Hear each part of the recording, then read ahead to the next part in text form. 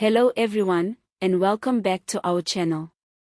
Today we dive into a story that cuts straight to the heart of South Africa's global alliances, political sovereignty, and the rising tension between our government and the Western powers.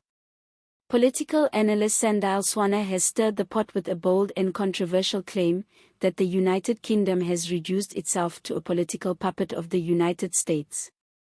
And more worryingly, that South African leaders, particularly those in the ANC and EFF, could be walking directly into the crosshairs of Western sanctions.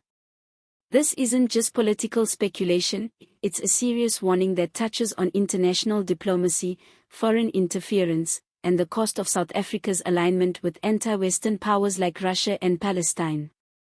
As global dynamics shift and tensions rise, we have to ask, is South Africa charting an independent path, or is it steering toward political isolation and economic punishment? Let's unpack this carefully. Sandile Swana is not just some fringe commentator. He's a seasoned political analyst known for his sharp observations and unapologetic critiques of power structures.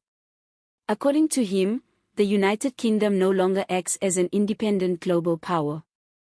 Instead, it allegedly serves as a proxy for American interests, especially when it comes to punishing nations and leaders who stray too far from the West's preferred path.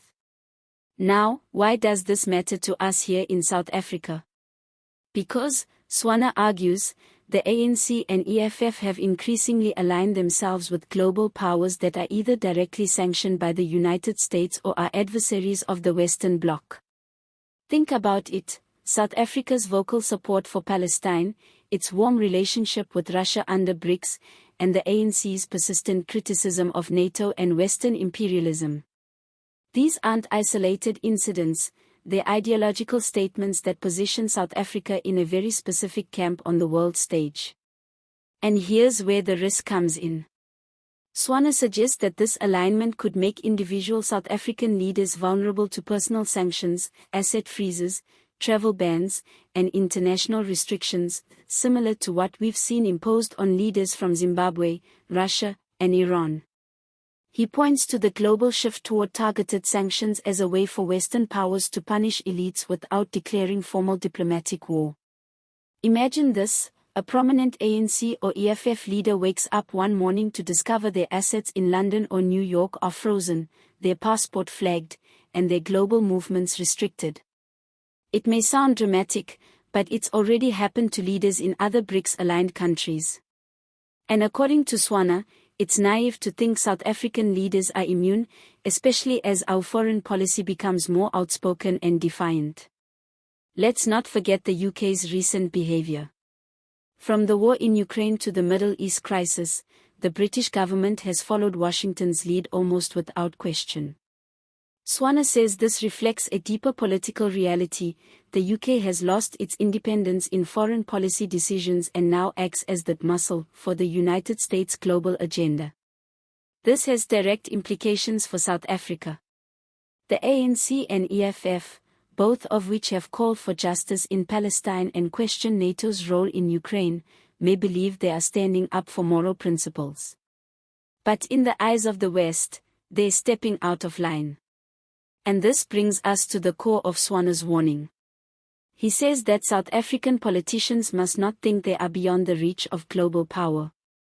Yes, South Africa is a sovereign nation, but in today's interconnected world, sovereignty doesn't protect you from financial isolation or diplomatic pressure.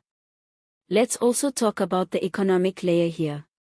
South Africa depends heavily on global trade, foreign investment, and access to international financial systems. Western sanctions, even if only symbolic, could spook investors, downgrade the country's credit rating, and further weaken an already struggling economy. Swana's fear is that South Africa's global posture is increasingly ideological, but dangerously short on strategy.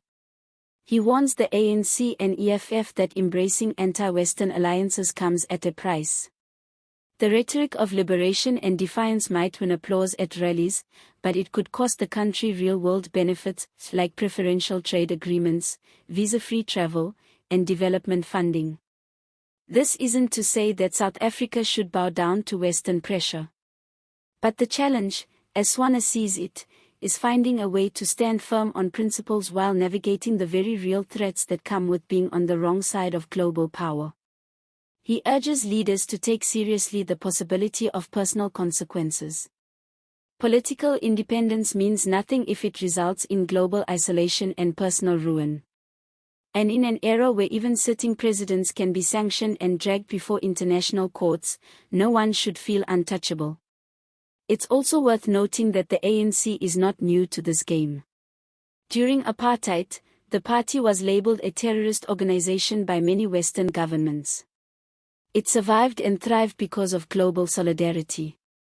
But that solidarity came from moral clarity and a clear human rights agenda. Today, Swana questions whether the ANC and EFF have that same clarity in their foreign alliances. Are they genuinely advocating for oppressed peoples around the world? Or are they aligning with authoritarian regimes out of political convenience and anti-Western sentiment?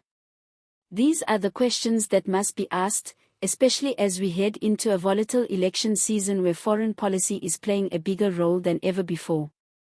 In conclusion, Swana's message is a sobering one. The United Kingdom is no longer the independent force it once was. It's following America's lead, and that makes it dangerous for countries like South Africa who choose to challenge Western hegemony. The ANC and EFF might believe they're asserting sovereignty, but they may also be drawing fire onto themselves, and potentially onto the country as a whole. South Africa is walking a tightrope between principle and pragmatism. Let's hope our leaders have the wisdom to strike the right balance before it's too late. Thanks for watching. If you found this analysis insightful, don't forget to like this video, subscribe to the channel, and let us know your thoughts in the comments below. Do you agree with Sandile Swana's warning? Should South Africa change course or continue resisting Western influence? See you next time.